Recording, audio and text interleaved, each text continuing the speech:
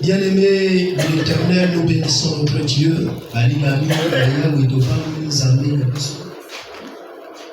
Ce matin, je crois que, à cause de l'influence de la pluie,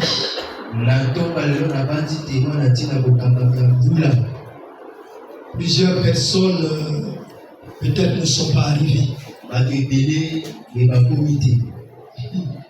Mais je bénis ta présence.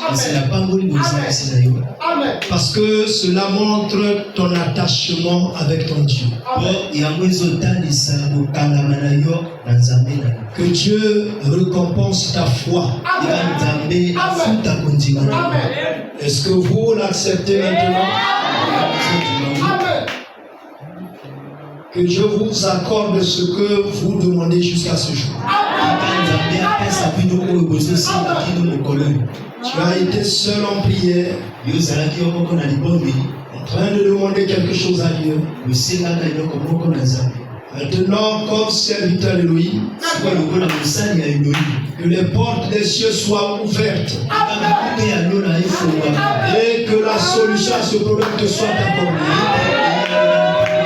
Recevez-le au nom de... Ce matin, nous continuons à parler de ce que chacun de nous doit faire hâte pour aller à la carrière. La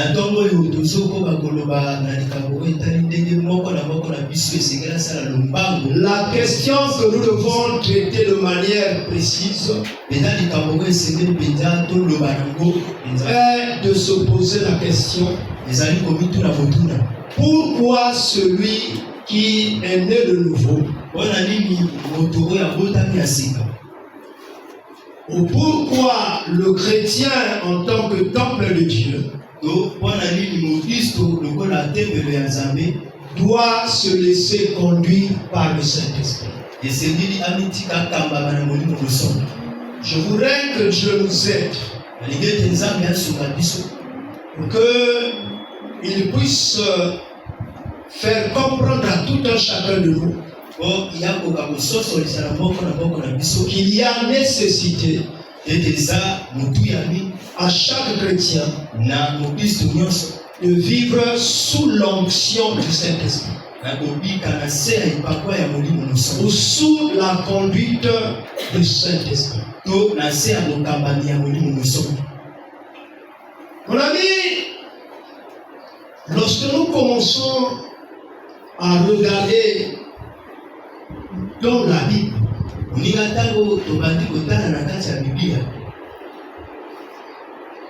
et en commençant par regarder au premier chapitre du livre des Actes des Apôtres, au tout premier, les versets 7 et 8.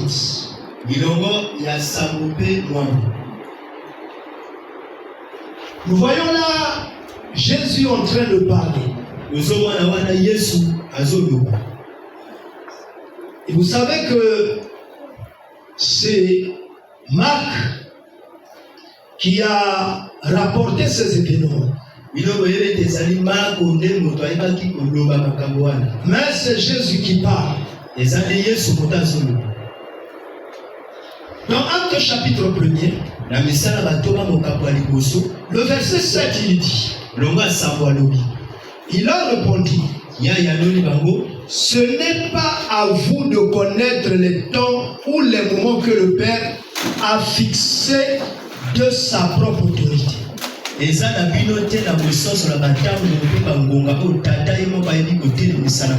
Au verset 8, il va continuer à dire: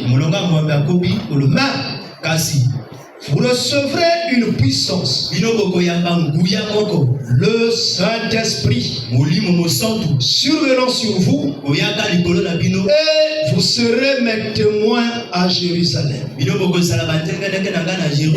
dans toute la Judée, dans la Samarie, et jusqu'aux extrémités du monde. Bien-aimé dans le Seigneur, Je me rappelle bien que le dimanche dernier, dans notre message, parmi les personnes qui avaient été citées, nous avons parlé de Saul de Tarse. La Bible nous a révélé combien de fois il était instruit sous les pieds de Gamaliel.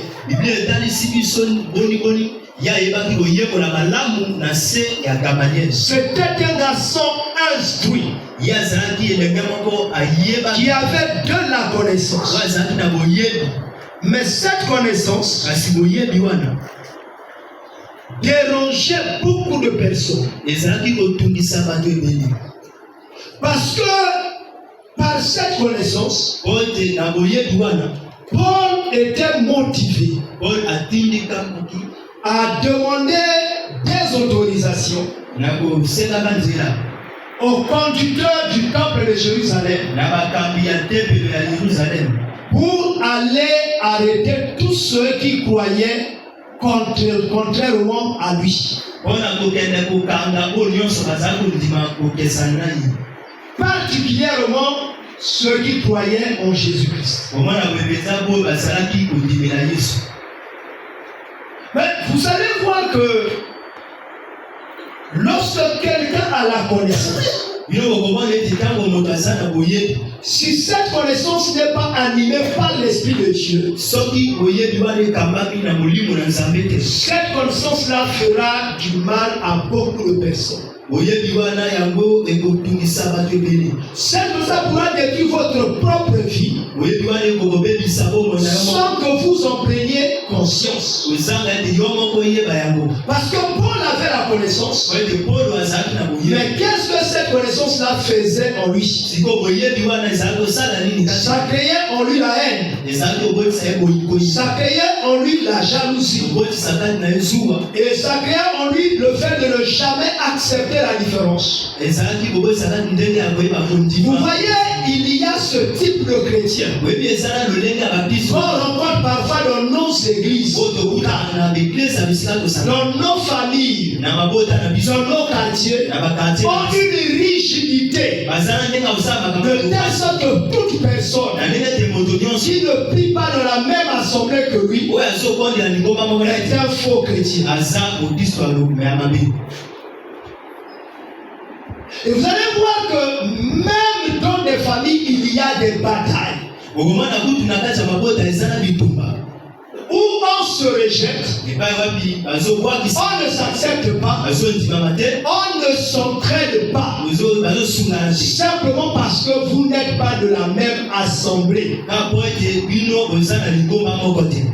Vous voyez parfois des papas, des mamans imposer à leurs enfants d'aller dans les mêmes assemblées qu'ils fréquentent.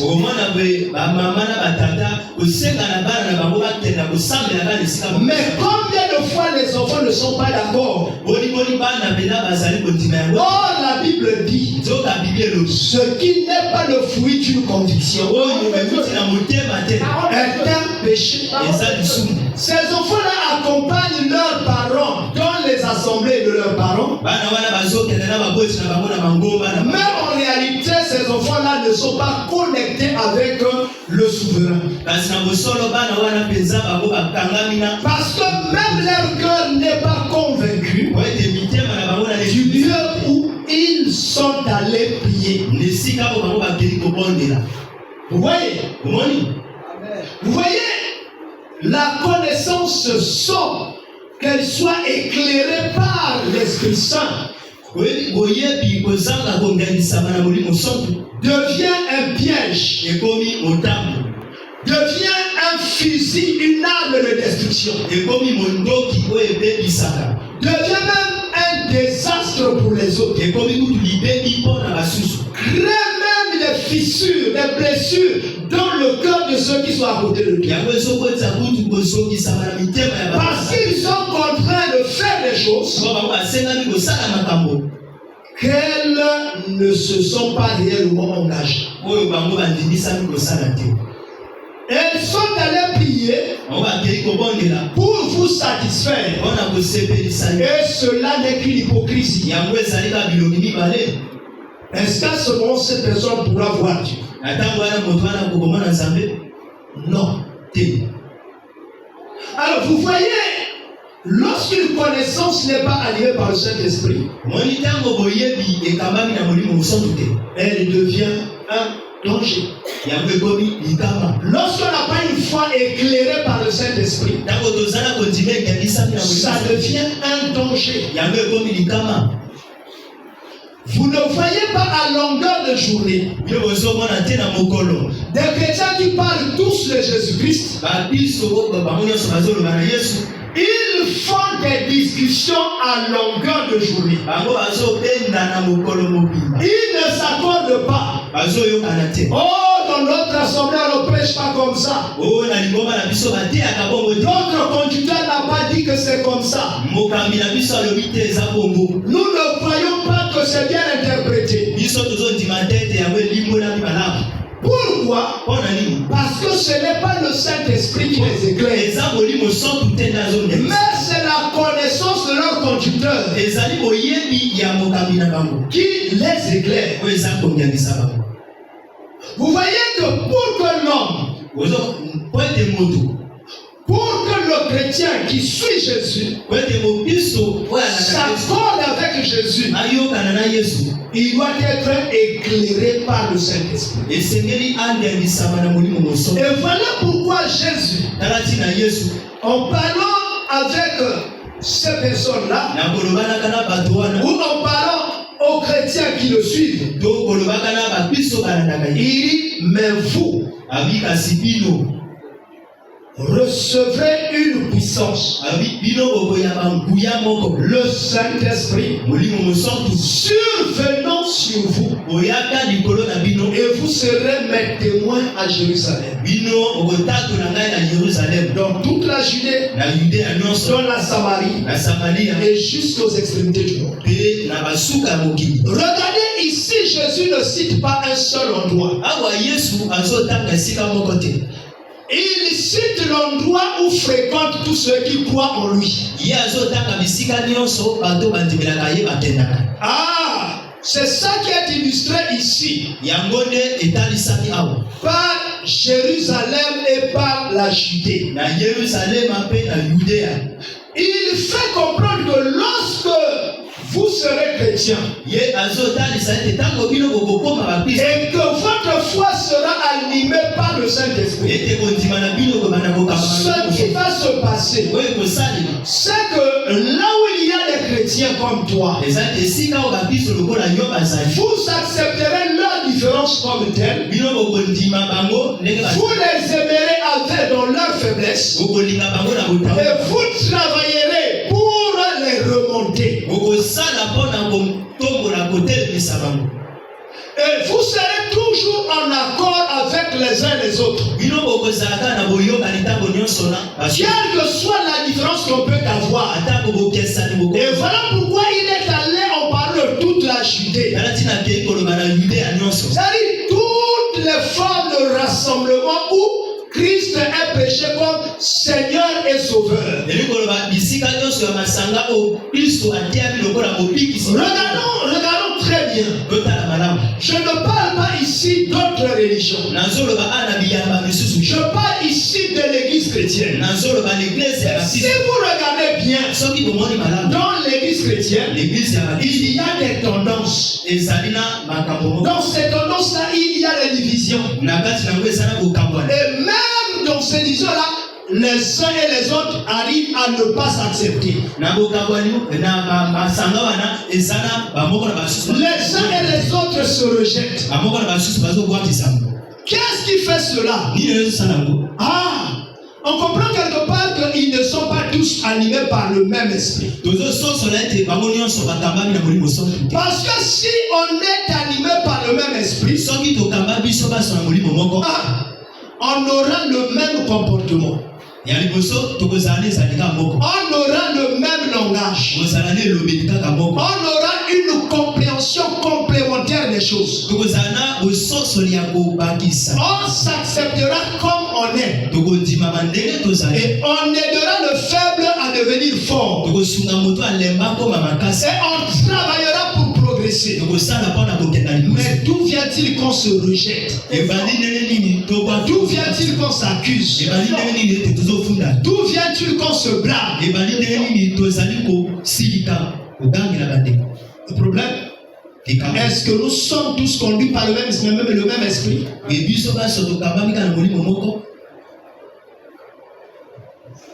Regardez le Seigneur Jésus. Il est monté au ciel, mais il est descendu. Il est venu remplir les apôtres.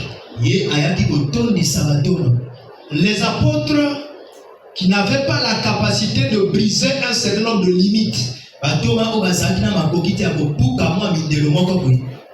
Et qui se cramponnaient dans le haut lieu. Ils se tromponnaient ou encore ils passaient tout leur temps à rester seulement dans le haut lieu.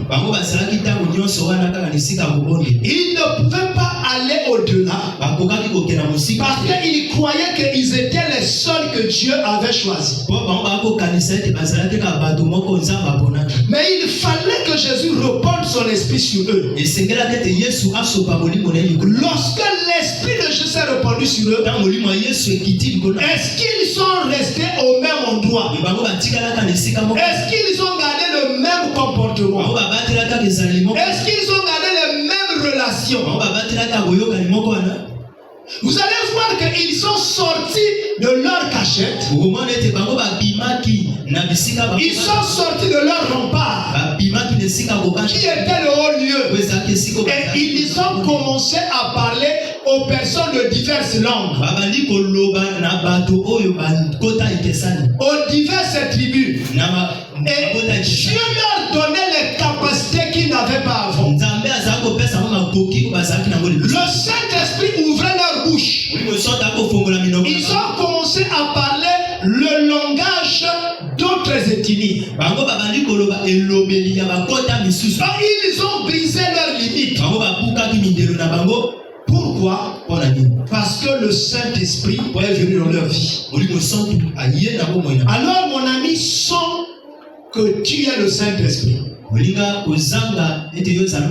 Première chose, tu t'imagines être chrétien ou être chrétienne. Mais en réalité, tu ne l'es pas. Tu entretiens seulement des illusions.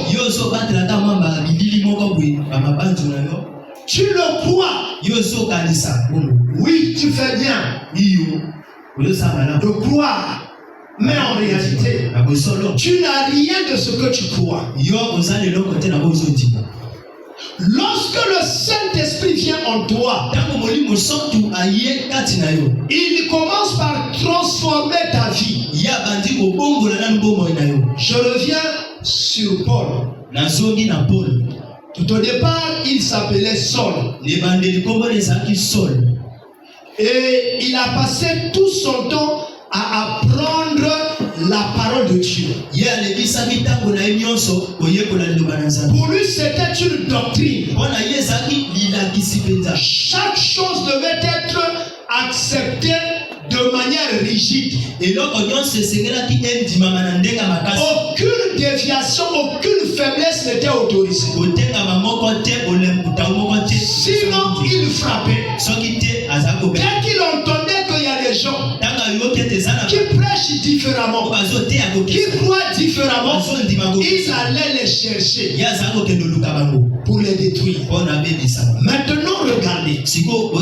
Depuis que sur le chemin de Damas, Dieu est venu le rencontrer. Dieu l'a parlé. Le Saint-Esprit l'a rempli. Sa vie a été transformée. Il avait la même connaissance qu'il avait appris au pied de Gamaliel. Il ne l'utilisait pas de la même manière. manière. Alléluia. Amen. Mon ami, on est tous chrétiens. On est tous chrétiens. On lit dans la même Bible. Mais la compréhension n'est pas toujours la même. L'interprétation n'est pas toujours la même. Les uns interprètent par leur intelligence. Et cela introduit en eux la rigidité. Mais les autres sont enseignés par le Saint-Esprit. Et cela fait qu'ils soient flexibles. Le Saint-Esprit verra dans la vie d'une personne, lui donne le salut. Paul avait la connaissance, sans le Saint-Esprit, il n'était pas sauvé.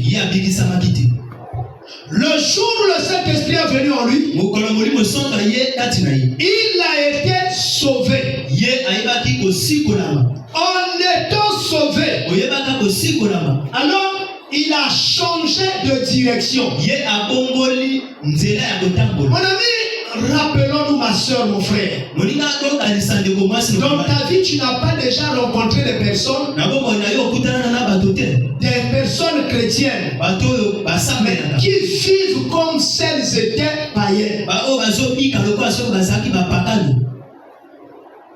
Vivons une vie de volupté. Vivons une vie de haine. Vivons une vie d'agressivité. Vous entendez même un homme de Dieu qui parle, il parle avec agressivité.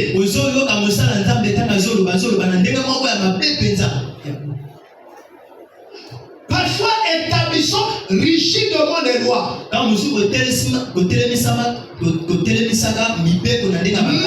des lois d'hommes qui ne se trouvent nullement dans la Bible. Oh, l'autre jour je parlais, c'était encore hier, on parlait avec le frère François. Regardez dans l'église chrétienne. On accepte comme prédicateur celui qui est officiellement marié. Et si quelqu'un est marié coutumièrement, il dit non, il n'est pas vraiment marié comme ça. Et lorsque vous lisez l'écriture, regardez Pierre qui était marié. Je ne sais pas si la Bible vous montre quelque part là où Pierre est allé devant le maire. Est-ce que Jésus l'a empêché d'aller pécher? Est-ce que cela a empêché Jésus de le choisir? Mais regardez, nous on a établi des règles d'homme. On dit, oh, mais toi tu n'as pas le diplôme de théologie. Oh, toi tu ne peux pas être un serviteur de Dieu. Alors nous établissons quelqu'un serviteur de Dieu par rapport au diplôme de théologie. Oh, nous avons oublié que le Saint-Esprit, c'est lui qui fait de quelqu'un serviteur et servante de Dieu. Oh, demandez-moi, qui avait donné le diplôme à Jacques pour qu'il soit prédicateur? Et il est passé par quelle école? Il n'a même pas été à l'école où Paul était. Il n'était pas sous le pied de Gamaliel. Mais il était sous l'école du grand maître Jésus. Celui qui non seulement enseigne par la bouche, mais vous donne le Saint-Esprit. Le Saint-Esprit qui vous transforme, brise votre vieil homme et vous donne la nouvelle personne. Alors, nous avons élevé des rudiments d'homme. Nous avons chassé Dieu. Nous avons installé notre connaissance comme Dieu. Nous avons installé nos règles à la place de Dieu. Nous avons mis notre conception à la place de Dieu. Qui va nous aider à quitter cela? C'est le Saint-Esprit. Parce que lorsque le Saint-Esprit va venir, alors il va nous enseigner intérieurement. Il n'attendra pas qu'un théologien debout là-bas commence à nous enseigner. Il est plus qu'un théologien. Alléluia. Alléluia. Amen. Oh mon ami, le Saint-Esprit, la première chose, c'est qu'il nous prend du néant. Il nous habille. Il efface notre passé. Il donne une nouvelle personnalité. N'est-ce pas que la Bible dit, si quelqu'un est en Christ, il est une nouvelle créature. Les choses anciennes sont passées et toutes choses sont devenues nouvelles. Voilà pourquoi je ne te dis pas avant de venir au Seigneur, il faut que tu aies fait ceci, il faut que tu aies fait cela, il faut que tu aies accompli telle chose. Non, viens au Seigneur tel que tu es. Viens au Seigneur avec tes faiblesses. Viens au Seigneur avec tes incapacités. Viens au Seigneur même étant incapable de citer un seul verset. Le jour où Dieu a appelé Moïse, quelle a été la réponse de Moïse? Moi je ne sais pas parler. Qu'est-ce que Dieu a dit à Moïse? Je te donnerai Aaron. Aaron sera ton prophète. Toi tu parleras et Aaron récupérera ta parole et lui il parlera au peuple. Or que le véritable Aaron, c'est pas l'Aaron du sacerdoce, c'est pas Aaron le sacrificateur. Le véritable Aaron, c'est le Saint-Esprit. Je t'appelle tel que tu es. Maintenant il te voit du Saint-Esprit. Cette onction du Saint-Esprit te donne des capacités au-delà de ce que la théologie peut te donner, au-delà de ce que toi-même tu peux apprendre en lisant la Bible. Si tu lis la Bible sans l'aide du Saint-Esprit, tu deviens un danger pour tout le monde. Amen. Parce qu'il faut que le Saint-Esprit puisse te formater. De passer à une école où il te fait quitter le monde et il t'habille avec la spiritualité du grand maître Jésus. Et tu auras la nature de Jésus, l'identité de Jésus, les réactions de Jésus, l'amour de Jésus, la compassion de Jésus. Mais or, si tu n'es resté qu'un homme rempli par la connaissance humaine, tu resteras homme. Tu travailleras selon les méthodes des hommes et tu mèneras une vie d'homme. Première chose, le Saint-Esprit nous prend, enlève notre vieille identité et nous donne la nouvelle identité. Voilà d'abord l'importance du Saint-Esprit dans la vie d'une personne. Ça, c'est le premier travail que le Saint-Esprit fait. Tu viens tel que tu es. Mais le Saint-Esprit te prend tel que tu es. Et il te change. Il te donne un nouveau langage. Il te donne un nouveau comportement. Il te donne une nouvelle vie. Et il fait de toi un témoin de Jésus partout où tu partiras. Tu ne seras pas seulement chrétien lorsque tu es ici. Parce que nous te connaissons ici à l'église locale avec un titre donné. Le jour où tu seras à Bokosongo, à Loudima, je le sais à Madingukai, tu resteras chrétien. Parce que celui qui a fait de toi chrétien, il va avec toi partout où tu vas. Il ne te laisse pas quelque part. Là où tu vas, il est avec toi. Là où tu dors, il est avec toi. Quand tu sois en forêt, il est là. Quand tu sois dans le bar, il est là. Tu ne feras pas les mêmes choses que tout le monde. Tu peux rentrer dans un bar, mais tu ne feras pas les mêmes choses que ceux qui rentrent dans le bar pour boire. Tu peux rentrer dans l'hôtel, mais tu ne viendras pas à l'hôtel pour faire une chose sordide. Là-bas, c'est pour une raison celle que tu as. La différence avec quelqu'un qui est renouvelé, qui est né de nouveau, c'est que vous allez aux mêmes endroits. Mais vous ne faites pas tous les mêmes choses. Alléluia. Il y a des gens qui ne sont pas convertis qui émettent les jugements. Oh, je t'ai vu là-bas. Oh, je t'ai vu là-bas. Est-ce que tu m'as vu là-bas? En faisant les mêmes choses que tu crois que les gens font là-bas? Alléluia. Amen. Alléluia. Amen. Mon ami, première chose, lui, il va te changer. Maintenant, allons dans Jean. Jean chapitre 16. Oh, prends avec moi Jean chapitre 16.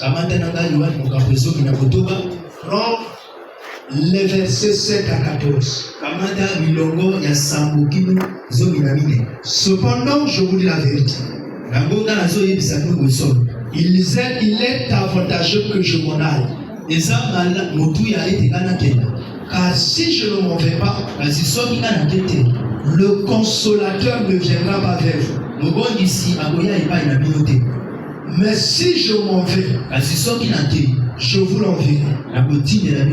Allons-y. Oui.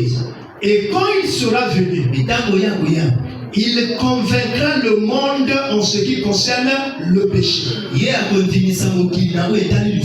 la justice et le jugement. Saisissez d'abord ce 8. Avant que quelqu'un ne reçoive Jésus comme Seigneur et Sauveur, qu'est-ce qui règne en lui? C'est le monde. C'est-à-dire les comportements du monde. C'est ça qui domine sa vie. Maintenant, lorsque le Saint-Esprit vient en toi, il fait un travail minutieux. Il est en train de déboulonner petit à petit. Lui n'est pas pressé. Il déboulonne petit à petit. Chaque chose qui n'était pas de Dieu. Il déboulonne les habitudes que le monde avait installées en toi. Il déboulonne le langage que le monde avait installé en toi. Il déboulonne le comportement. C'est ça qui nous permet de voir que quelqu'un a changé. Il ne parle plus le même langage qu'il parlait avant. Il ne fait plus les mêmes choses qu'il faisait avant. Il n'a plus les mêmes relations qu'il avait avant. Il y a des choses qu'il se sépare malgré qu'il gagnait de l'argent à travers cela. Il accepte même de perdre parce qu'il trouve que le Seigneur est tout. Mon ami, lorsque on a reçu le Seigneur et lorsque on est conduit par le Saint-Esprit, on n'apprécie plus l'argent de la même manière. Ceux qui n'ont pas le Seigneur, ils apprécient l'argent comme quelque chose qui vous donne la valeur au-dessus des autres. Quelque chose qui vous donne l'honneur au-dessus des autres. Quelque chose qui vous donne la primauté au-dessus des les autres. Mais lorsque le Seigneur est venu dans vos vies, vous allez voir l'argent comme un moyen qui échange simplement. Vous ne vous en abusez pas pour faire ou causer des dégâts. Alors, mon ami, regardez. Et Paul dit, et ici, là, dans Jean plutôt, il dit ici, c'est Jésus qui parle. Il dit, quand le Saint-Esprit sera venu, il convaincra le monde aussi concerne le péché. Il crée la vie de séparation. Il tue l'ancienne vie, il installe la nouvelle vie. Deuxième chose, il crée un esprit de jugement. Notez bien, un esprit de jugement. Mon ami, regardez jusqu'aujourd'hui. Il y a de ces personnes qui viennent à l'église qui n'ont pas un véritable esprit de jugement, qui n'arrivent pas à distinguer ce qui est de Dieu et ce qui n'est pas de Dieu, qui acceptent tout et qui fait tout comme tout le monde. Non, tu n'es plus tout le monde. Tu es sorti du lot de tout le monde. Tu es une personne mise à part. Tu es une personne née de nouveau. Donc, tu n'as même plus les mêmes choix que tout le monde. Tu ne parles plus le langage de tout le monde. Tu ne vis pas la vie de tout le monde. Là où les gens voient qu'ils pourront gagner l'honneur en faisant ci ou ça. Toi, je te dis, si Dieu ne gagne rien dans ce que je fais là, non, je ne m'engagerai pas. Chaque chose que tu fais, tu dis, est-ce que ici Dieu est gagnant, il est perdant? Est-ce que tel acte que je pose ne compromet pas ma foi? Ne mets pas en difficulté ma relation avec Dieu. Avant de prononcer une seule parole, il y a une réflexion qui s'engage dans ton cœur.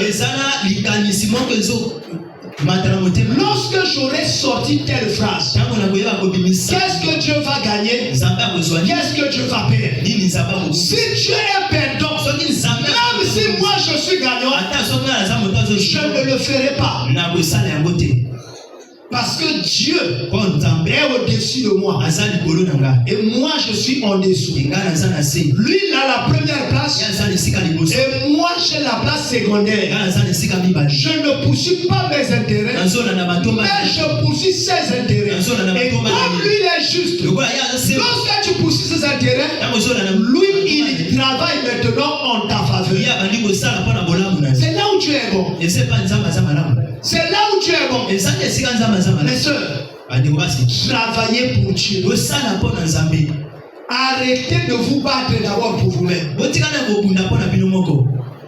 Donnez à Dieu la première place dans votre vie. Obéissez à Dieu. Chaque fois que tu entends la voix de Dieu, dis, qu'est-ce que moi je dois faire? Qu'est-ce que moi je dois abandonner? Qu'est-ce que moi je dois accentuer? Qui est-ce que moi je dois choisir et mettre en avant? Pose-toi la question. Ne dis pas toujours qu'est-ce que moi je vais gagner. Tu as un mec, si lui il gagne, toi tu gagneras au centuple. Est-ce que vous le croyez? Si ton maître gagne, lui il te bénira. Il te bénira à ton départ. Il te bénira à ton arrivée. Lui il travaille indépendamment des lieux où tu vas. Alors, lui il travaille indépendamment des lieux. Il bénit celui qui est en Chine, comme il peut bénir celui qui est à Ouesso. Il bénit celui qui est au Japon, de la même manière qu'il peut bénir celui qui est aux États-Unis. Vous vous battez ici. Ah non, non, je dois voyager, aller en France parce que là-bas les gens vivent bien. Moi, j'y ai été à plus d'une fois. J'ai vu des gens, des clochards là-bas. J'ai vu les gens dormir dans la rue. J'ai vu toute une famille.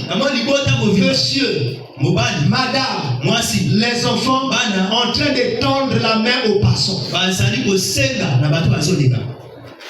Je me rappelle bien un jour à la gare du Nord.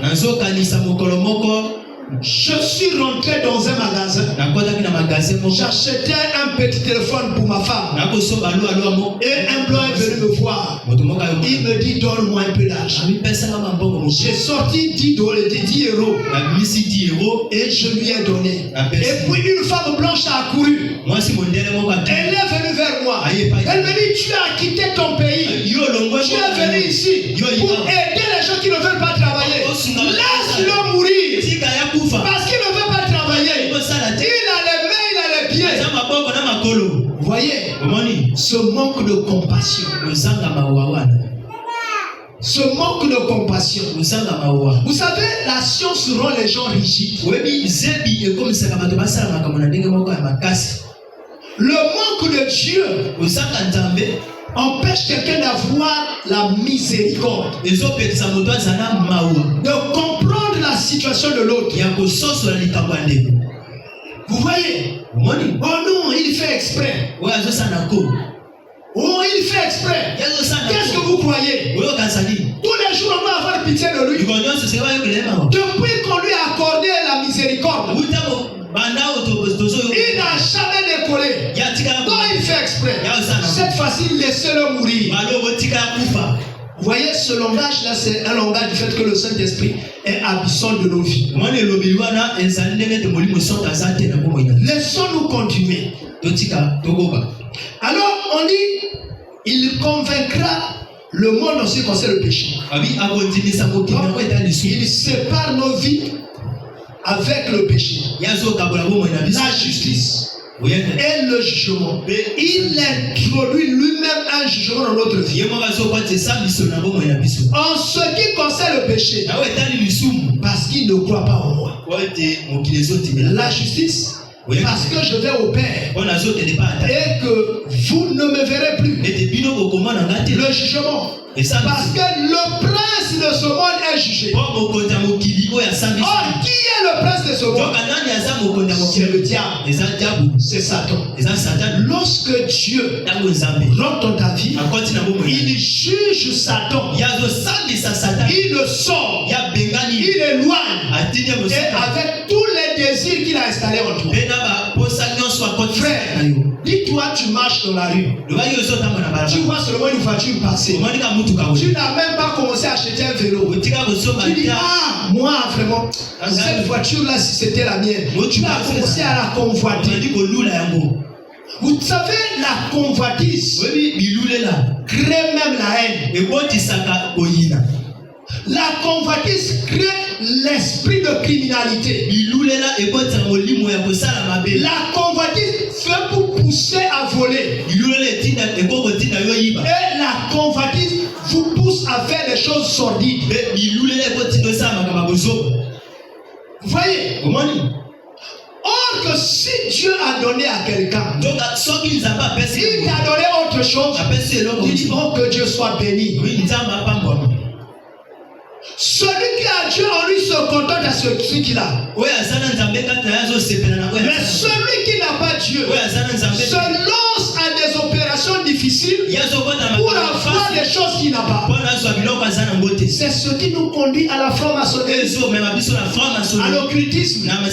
Tu vas voir un charlatan. Tu sacrifies ta famille. Tu sacrifies, et comment je peux dire ça, la fécondité de ta femme. Vous voyez, il y a des gens qui vivent dans de belles maisons, qui roulent dans de belles voitures, mais il manque des choses très essentielles. Ils ont le superflu, mais il leur manque des choses basiques. Parfois, ils vous convoitent, vous. Mais pendant que vous-même vous les convoitez, convoiter. Alléluia. Amen. Vous ignorez qu'il vous convoite. Voilà pourquoi il faut garder ton identité chrétienne. C'est la meilleure chose qu'on doit avoir lorsqu'on est sur terre. Est-ce que vous êtes d'accord avec moi? Amen. Oui. Le Saint-Esprit fait un travail essentiel dans la vie du chrétien. Romains chapitre 8, le verset 16, il dit, il témoigne de votre nouvelle nature. Mon ami, tu n'es pas obligé de dire aux gens, moi je suis chrétien. Moi je suis prédicateur. Oh, moi je suis diacre. Tu n'as pas besoin de te vanter. Seulement ta manière de vivre va convaincre les gens que toi tu es réellement chrétien. Venez Romains chapitre 8. Regardez le verset 16. Il dit l'esprit même l'esprit lui-même rend témoignage à notre esprit que nous sommes enfants de Dieu. Car il confirme votre identité. Tu ne parles pas. Tu ne fais pas de propagande. Tu ne te tapes pas la poitrine. Il y a un à l'intérieur de toi. Il est le Saint-Esprit. Lui, il fait la propagande pour toi. Lui, il parle à ta place. Lui, il affiche ton identité. Tout le monde remarque. Même dans le quartier. Les gens disent, mais la femme qui habite là, le monsieur qui habite là, il doit être chrétien. Alléluia. Amen. Parfois tu sors juste et tu es parti. Tu reviens, tu rentres chez toi. Tu boucles le portail. Mais les gens ils remarquent ta manière de vivre. Les gens regardent depuis que tu es venu là, il n'y a eu aucun problème. Que tu n'as jamais créé de confusion nulle part. Il dit le monsieur qui est là est un chrétien. Vous voyez, on dit souvent aux gens sois catholique. Pourquoi on dit catholique? Parce que c'était une identité particulière. Vous voyez? On dit comment lui il est catholique. Parce que c'est une identité de droiture, de sincérité. Mon ami, je veux aller vite. Prenons maintenant Jean 16. Le Saint-Esprit, qu'est-ce qu'il fait? Il conduit le chrétien au quotidien. Il conduit le chrétien au quotidien. Jean chapitre 16, versets 12 et 13. Jésus dit, j'ai encore beaucoup de choses à vous dire. Mais vous ne pouvez pas les porter maintenant. Remplacez le mot porter par garder. Et mettez aussi manifester. Tu peux dire, mais vous ne pouvez pas les garder maintenant. Et vous ne pouvez pas les manifester maintenant. Au 13, il dit, quand le consolateur sera venu, l'esprit de vérité, il vous conduira dans toute la vérité. Il ne parlera pas de lui-même, mais il prendra, mais il dira tout ce qu'il aura entendu. Et il vous annoncera les choses à venir. Mon ami, le rôle du Saint-Esprit dans la vie du chrétien, c'est de le conduire. Soyez à l'écoute de la voix de Dieu par le Saint-Esprit. Si vous êtes obéissant, chaque jour vous écoutez le Saint-Esprit qui vous oriente. Parfois, lorsque tu veux mettre le pied dans une maison, le Saint-Esprit t'arrête même devant la porte. Il dit, ici ce n'est pas ton lieu. Ici tu n'es pas autorisé à y fréquenter. La voie que tu veux emprunter, elle est dangereuse. La personne que tu veux aller visiter, elle risque de t'emmener à la déchéance. Tu sens comme s'il y a une bataille dans ton cœur. Il faut savoir lire le Saint-Esprit. Lorsqu'il ne veut pas que tu ailles quelque part, il crée une bataille. Il crée un combat. Et tu sens qu'il y a quelque chose qui t'arrête, qui t'empêche d'avancer. Tu as fait le programme. Tu dis, à 16h, j'irai chez le frère Garcia. Pendant que tu veux te lever, tu sens une fatigue incroyable. Tu peux même quitter chez toi, tu te mets à l'arrêt de bus. Aucun bus ne va dans ta direction. Tu es là depuis une heure. Qu'est-ce qui se passe? Pourtant, ces bus qui vont dans cette trajectoire passent souvent par ici. Mais comment aujourd'hui, non, ils ont choisi de ne pas passer par ici? C'est le Saint-Esprit qui est en train de faire un travail, qui est en train de te parler, qui est en train de te guider. Il dit ça ne touche pas. Il dit cette relation ne l'entretient pas. Il dit quitte cet endroit. Lui-même il te parle. Il faut laisser le Saint-Esprit te guider. Comment vous pouvez faire pour écouter la voix du Saint-Esprit tout le temps? Lisez régulièrement la Bible pour découvrir la pensée de Dieu. 2. Développer la vie de prière. Faites les prières de plusieurs dimensions. Mon ami, il y a des prières où tu mets du temps. Il y a des prières de louange pour proclamer Dieu. Il y a des prières où tu adores Dieu. Tu montres combien de fois il est bon. Mais il y a des prières où tu demandes à Dieu de te conduire. Mais il y a des prières où tu demandes à Dieu de solutionner un problème. Mais il faut faire aussi des jours de jeûne où tu passes un moment de jeûne et de prière. N'attends pas que l'église proclame le jeûne pour que toi tu y sois. Fais des prières multidimensionnelles. Il y a des prières où tu fais avec des amis, des collègues chrétiens. Il y a des prières où tu fais toi seul. Il y a des prières où tu fais ton couple. Il y a des prières où tu fais ton famille. Il y a des prières pour l'œuvre à laquelle tu es appelé. Tu es appelé prédicateur. Tu dois prier pour le message que tu délivres. Tu es appelé chanteur.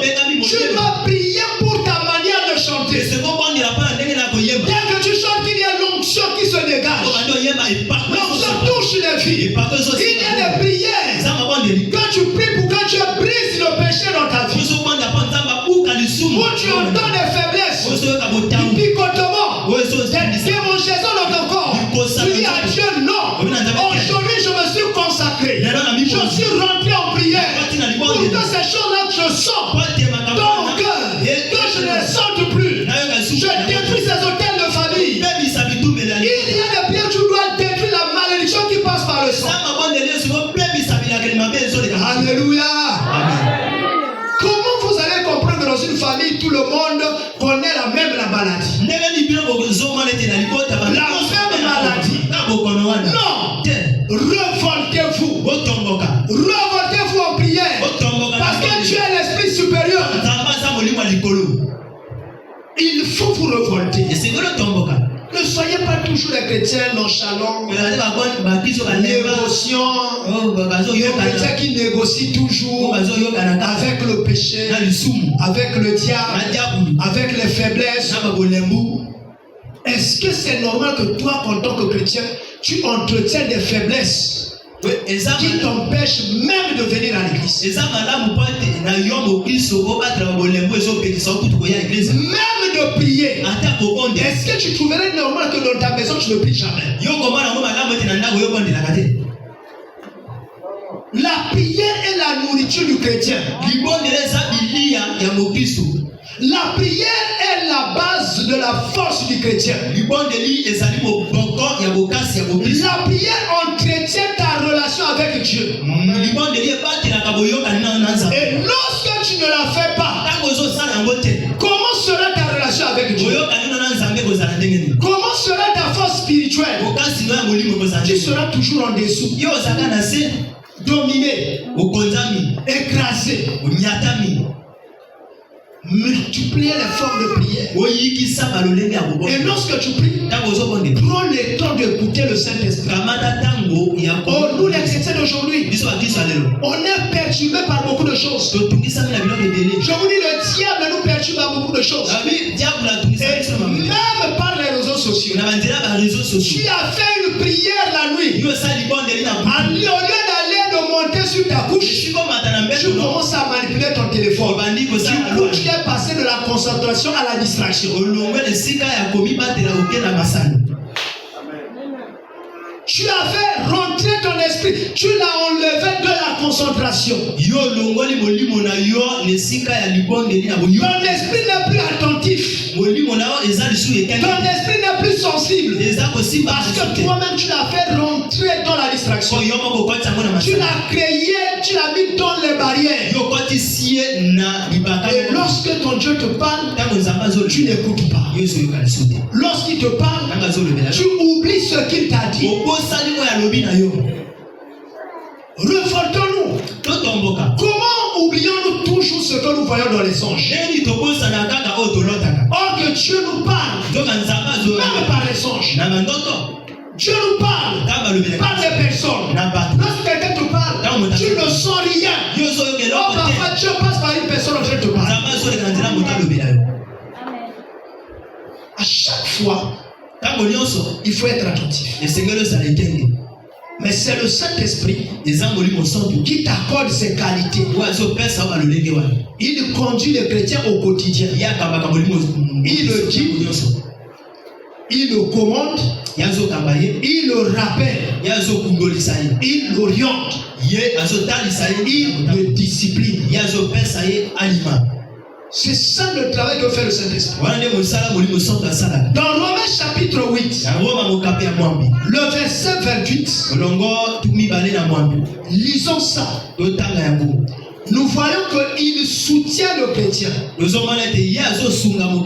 Ah oui, sans l'aide de Dieu, nous serions tous tombés. Amen. Ça, je vous mens pas. Ne vous vantez pas. Que personne ne dise qu'il est meilleur. De même aussi, l'Esprit nous aide dans notre faiblesse. Car nous ne savons pas ce qu'il nous convient de demander dans nos prières. Mais l'Esprit lui-même intercède par des soupirs inexprimables. Deux choses. Un, l'Esprit nous aide dans nos faiblesses. Si ce n'était le soutien du Saint-Esprit, si ce n'était l'assistance du Saint-Esprit, mon ami, on aurait fait n'importe quoi. Et tu crois que c'est quoi? Moi aussi, je peux me battre. Toi qui es né de nouveau, tu t'engages dans la bagarre. Tu t'engages dans les querelles. Et tout le quartier est en train d'écouter. Oh, un tel est en train de se quereller. Oh, Bangope Basambelaka. Les chrétiens là aussi vraiment. Ça c'est quel type de chrétien? Oh, les chrétiens de l'église de réveil. C'est comme ça souvent qu'on dit ça. Et toi, lorsque tu es chamaille là, tu as oublié que tu es chrétien, Yo tango comme soit na wana, obosani te ozaka mokristo. tu engages même le combat. Yo bandi kutune tumba. C'est toi qui engages même le combat. Yo ne koto so banda kute tumba. Tu dis de toutes les façons, j'irai le parler. Obi na leo so na bobongisa. Non, Te. ne te laisse pas aller à de la légèreté comme ça. Kotika okende na makambo ya. Ça, c'est de légèreté. Wana za biloko moko. Il ne faut pas se permettre de telles choses. Esekenti yo kwata na makambo ndenge wana. Mais lorsque nous sommes toujours en prière, Tango to sata ngo nyoso na libondeli. concentrés, Oyo penza. le Saint-Esprit, Molimo santo. lui, Ye il nous aide. azo sunga biso. Il nous prend de nos faiblesses. Azo kamata biso na Chaque jour, il nous améliore. Likolo nyonso azo bongisa biso. Chaque jour, il nous donne la force. Likolo nyonso azo pesa makasi. Chaque jour, il nous parle. Likolo nyonso azo lobela Il biso. nous rend sensibles. Azo pesa biso Il y a des tosimba. chrétiens qui sont morts. Ya bakristo bakufa na bango.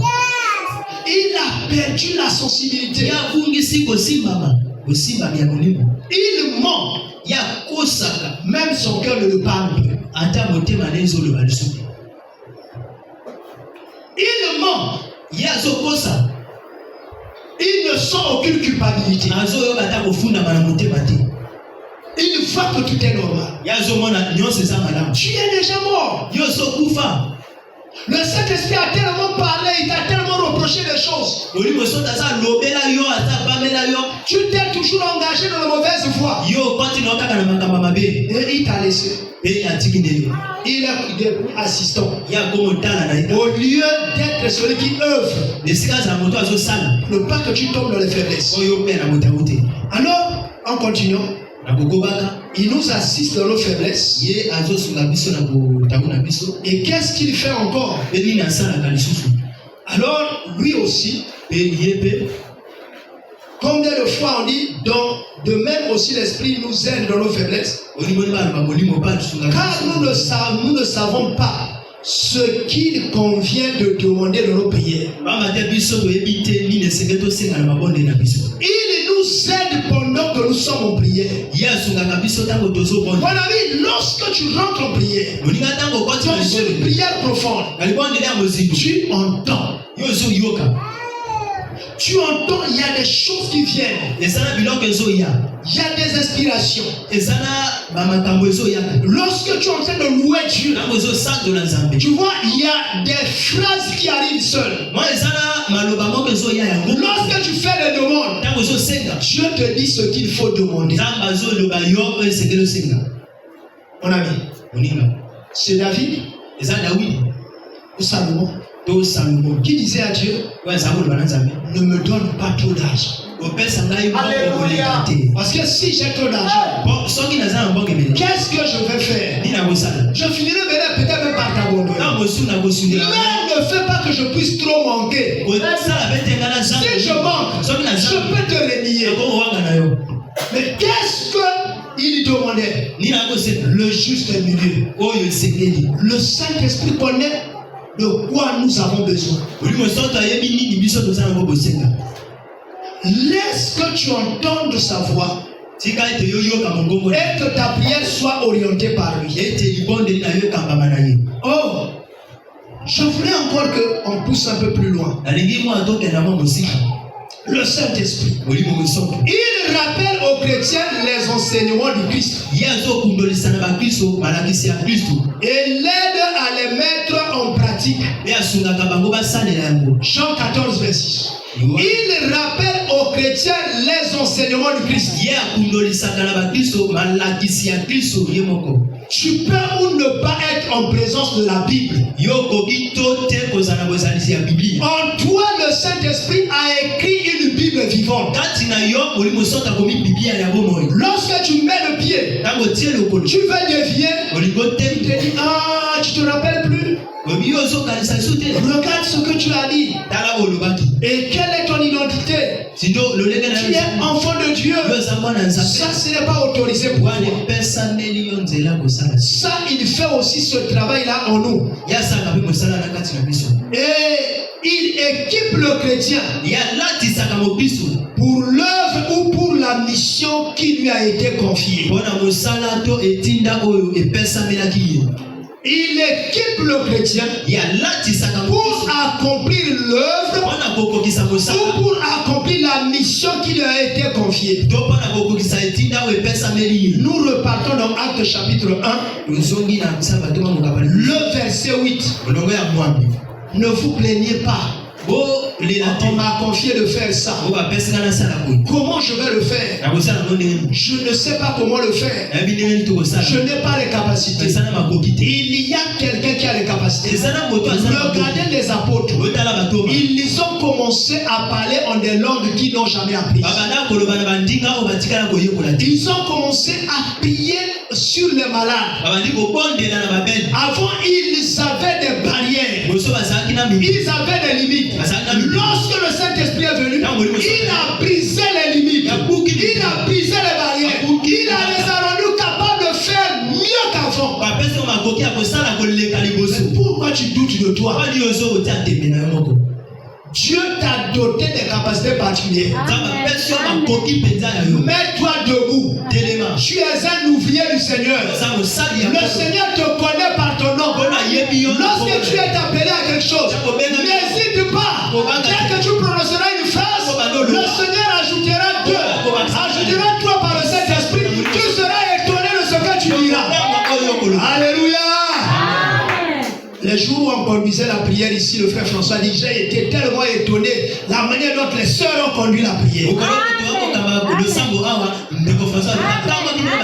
sur le moment où nous et le frère François, on croyait que les sœurs ne savaient pas conduire la prière. Mais le Saint-Esprit qui est dans les sœurs leur a donné une capacité extraordinaire. Est-ce que vous pouvez acclamer pour Jésus? Oh, laisse-moi aller vers la fin. Dans Apocalypse 22, les versets 16 et 17. Il prépare le chrétien pour être au rendez-vous du retour du Seigneur. Ah mon ami, ça c'est la merveilleuse chose. Je peux tout gagner. Je peux me marier. Je peux avoir un merveilleux travail. Je peux avoir une merveilleuse fonction. Je peux avoir un grand titre. Mais si je manque le rendez-vous de l'enlèvement, je suis perdu. Je préfère de ne rien avoir ici sur terre, mais partir avec Jésus. Alors, qui nous prépare à cela? C'est le Saint-Esprit. Si le Saint-Esprit nous prépare à cela, regardez les vierges de Matthieu 25. Regardez les vierges de Matthieu 25. Qu'est-ce qui pourrait leur permettre de voir l'époux? C'est lorsque la lampe est allumée. Si la lampe est éteinte, l'époux peut passer, tu restes dans le sommeil. Ceux qui avaient encore les lampes allumées, lorsque l'époux venait, elles sont rentrées avec l'époux. Mais ceux dont les lampes étaient déjà mortes sont restés. Pourquoi? Parce qu'il manque le Saint-Esprit. Au retour du Fils de l'homme, si tu n'as plus le Saint-Esprit, tu seras surpris que les autres sont déjà enlevés. On dit que deux femmes moudront ensemble. L'une se montera et l'autre restera. Le mari et la femme dormiront dans le même lit. L'un partira, l'autre restera. C'est la lampe. Le Saint-Esprit. Il faut garder l'esprit qui est en toi. Ne tue pas l'esprit qui est en toi. Entretiens-le chaque jour. Parce que c'est lui qui te prépare à des grandes choses. Parce que c'est lui qui te met sur les pédales de l'excellence. Parce que c'est lui qui brise les limites que tu accusais avant. Parce que c'est lui qui améliore ta connaissance et améliore ta marche, qui te permet de mettre en pratique la parole de Dieu. Chaque fois que tu pries, désormais, n'oublie pas la prière où tu demandes le Saint-Esprit. Dieu fait que le Saint-Esprit qui est en moi là sois toujours efficace. Tu as déjà le Saint-Esprit. Ce n'est pas que le Saint-Esprit a ambition. Il est là. Et chaque jour, rappelle à Dieu qu'il soit toujours éveillé, efficace, qu'il me parle, que je sois toujours sensible, que je l'écoute et que je l'obéisse. Est-ce que tu peux te lever pour compris? Holy Momo Santo,